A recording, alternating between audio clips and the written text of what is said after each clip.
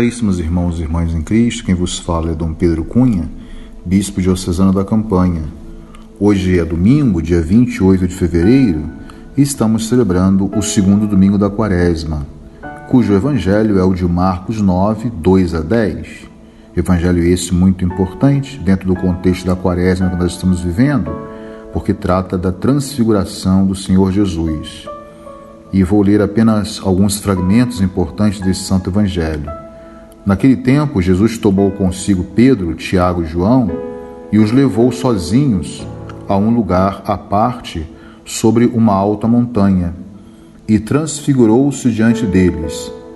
Então Pedro tomou a palavra e disse a Jesus: Mestre, é bom ficarmos aqui.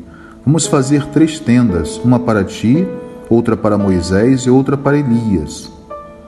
E então desceu uma nuvem e os encobriu com sua sombra. E da nuvem saiu uma voz: Este é o meu filho amado, escutai o que ele diz. Eles comentavam entre si o que queria dizer ressuscitar dos mortos. Então, caros irmãos, como de praxe fazemos, a narrativa da transfiguração do Senhor, ela é relatada pelos 3 evangelistas, Mateus, Marcos e Lucas, e representa, sim, a estrutura do Evangelho de São Marcos, que nós estamos esse ano dedicando. E para ele, a transfiguração é o momento culminante, correspondente então a uma cena do batismo, na primeira parte do batismo, no primeiro capítulo desse mesmo evangelista, quando também nós iremos ouvir a voz do Pai. Então, de novo, Jesus é proclamado pela revelação divina como o Filho, ou seja, o muito amado, nesse 9º capítulo do Evangelho de Marcos que nós estamos lendo hoje. Então, desta vez, porém, trata-se de uma revelação feita aos discípulos, no momento decisivo e crítico da própria atividade pública de Jesus, ou seja, depois da própria proclamação messiânica de Pedro, comentada pela nova revelação a respeito do destino mesmo e da própria morte e glorificação do Filho do Homem. Isso acontece no capítulo anterior, no capítulo 8º, quando Jesus pergunta aos apóstolos quem é ele, quem dizem os homens ser o filho do Homem. Então Pedro diz: Tu és o Cristo. Simplesmente isso, Marcos diz: Tu és o Cristo, isso significa uma confissão de fé da parte de Pedro, né?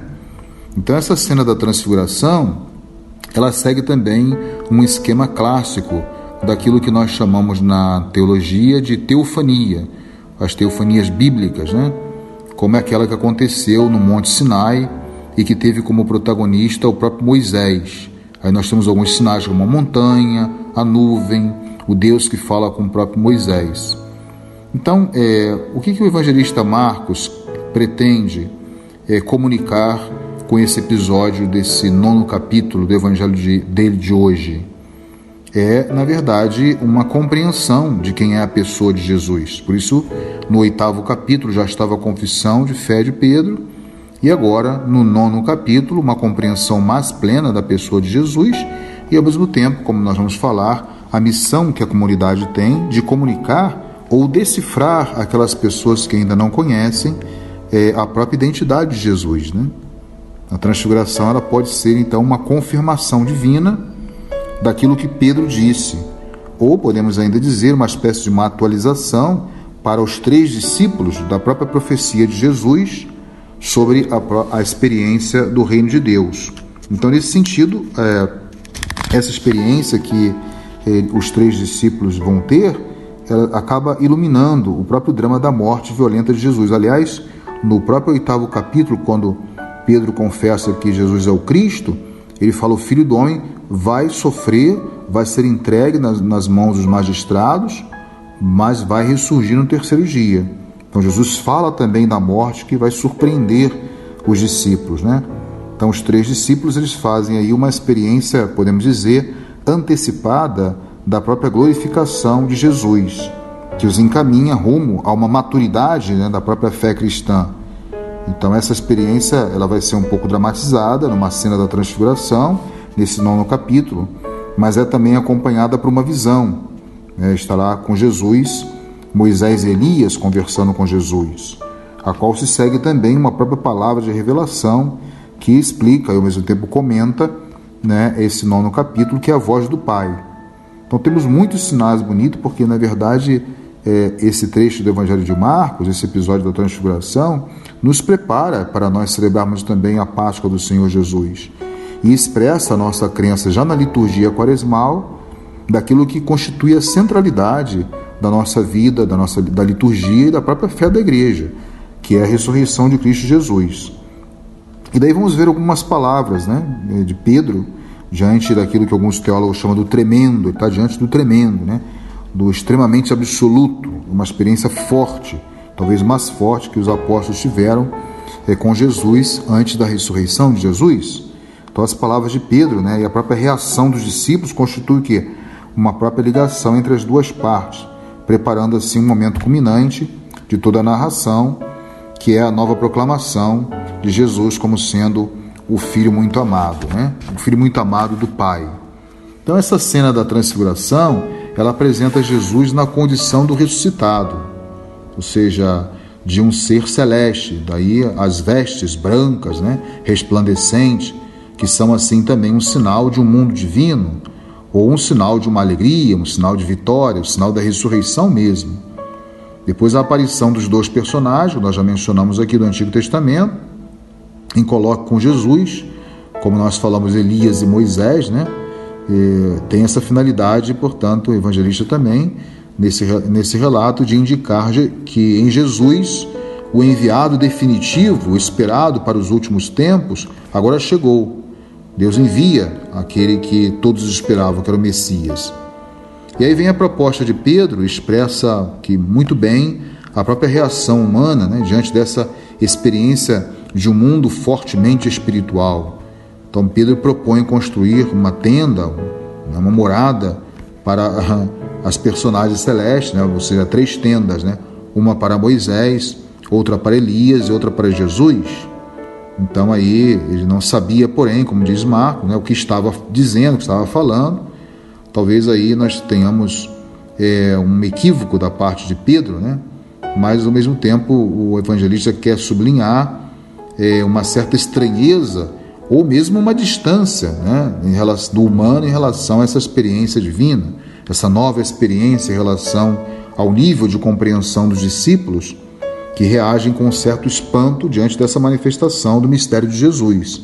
Como nós sabemos, né, no final do Evangelho de hoje, no 10º versículo desse capítulo 9 de Marcos, está lá bem claro, né, eles comentavam entre si o que queria dizer ressuscitar dos mortos. É uma novidade, né, mas eles vão entender posteriormente. Então essa subsequente intervenção divina vai explicar o sentido da experiência vivida pelos discípulos, né? Então na tradição do próprio Êxodo, a nuvem que nós temos aí, um outro sinal da manifestação de Deus, né? Um símbolo característico da presença misteriosa e íntima de Deus, né? E eles vão viver essa experiência. Então a palavra também, além da nuvem, nós falamos as várias manifestações, sinais de Deus, né? Além da nuvem, a própria palavra celeste, a voz do Pai, né? Que revela exatamente que Jesus é o Filho. Então, a comunidade cristã, aí representada por esses 3 apóstolos, deve também expressar a sua fé em Jesus ressuscitado. Por isso que eu falei que esse relato da transfiguração, esse evangelho da transfiguração, sempre vem no período da quaresma, porque nos prepara, né? Prepara a comunidade cristã para poder expressar e renovar a sua fé em Jesus ressuscitado. E aqui é que emerge também essa mensagem central de toda a narração, que é sem dúvida alguma o próprio Cristo, né, que é o enviado, o Messias da parte do Pai. Então Deus se manifesta, Deus fala através da pessoa do seu Filho, né? Ele vai aparecer depois de ressuscitado para os seus discípulos, confirmando, portanto, que ele vem do Pai. Então essa mesma revelação celeste, ela indica qual é agora a tarefa dos discípulos. Jesus não quis fazer essa transfiguração como uma maneira exibicionista para os seus 3 discípulos, né? Mas tem toda uma intenção, tem todo um propósito. Não é que simplesmente também que Jesus tenha feito isso para que os seus discípulos estivessem simplesmente numa contemplação, né? Ou num puro êxtase, um êxtase maravilhoso, ou ao mesmo tempo com medo paralisador diante do divino, para Jesus mostrar que ele é Deus, e não é homem, nada disso. Ele é verdadeiramente Deus, verdadeiramente homem.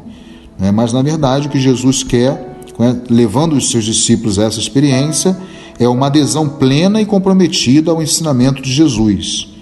Por isso aí a voz do Pai: escutai-o, esse é o meu filho. Então escutem o meu filho, o que ele tem a dizer, aprendam com ele, para depois vocês comunicarem essa verdade que aprenderam no meu filho amado. Trata-se, portanto, aí, como nós sabemos, de acolher as palavras de Jesus no caminho da cruz e, ao mesmo tempo, do seguimento. Esse mesmo Jesus que se transfigura, é esse mesmo Jesus que ouviu a confissão de fé de Pedro no 8º capítulo, mas é um Jesus também que vai pré-anunciar a sua morte, a morte de cruz, mas também é o mesmo Jesus que vai pré-anunciar também a sua ressurreição. Então, são palavras fortes, e prepara também os apóstolos para abraçarem a cruz como sendo uma condição para o seguimento a Jesus. Então, o Jesus ressuscitado, ele também estará presente na comunidade dos discípulos por meio do anúncio e, ao mesmo tempo, do ensinamento que fundamentam o empenho não somente dos apóstolos, mas de todos os fiéis no anúncio central da paixão, morte e ressurreição de Cristo. Então, para concluir, no Evangelho de hoje, Jesus se transfigura para preparar os apóstolos para a sua entrega total a todos nós, e oferecendo-se também ao Pai em sacrifício para nos salvar, prepara os discípulos para esse momento crucial. Então, o nosso Mestre Jesus nos mostra nessa quaresma que somente pela doação de nós mesmos aos irmãos e pelo caminho da cruz, por sua graça, é que nós alcançaremos também a transfiguração um dia nos céus. Louvado seja nosso Senhor Jesus Cristo, para sempre seja louvado. O Senhor esteja convosco, Ele está no meio de nós. Seja bendito o nome do Senhor, agora e para sempre. A nossa proteção está no nome do Senhor, que fez o céu e a terra. Abençoe-vos o Deus Todo-Poderoso, Pai e Filho e Espírito Santo. Tenham todos um abençoado domingo. Serve a Deus, despreza o mundo, já não sejas pecador. Serve a Deus.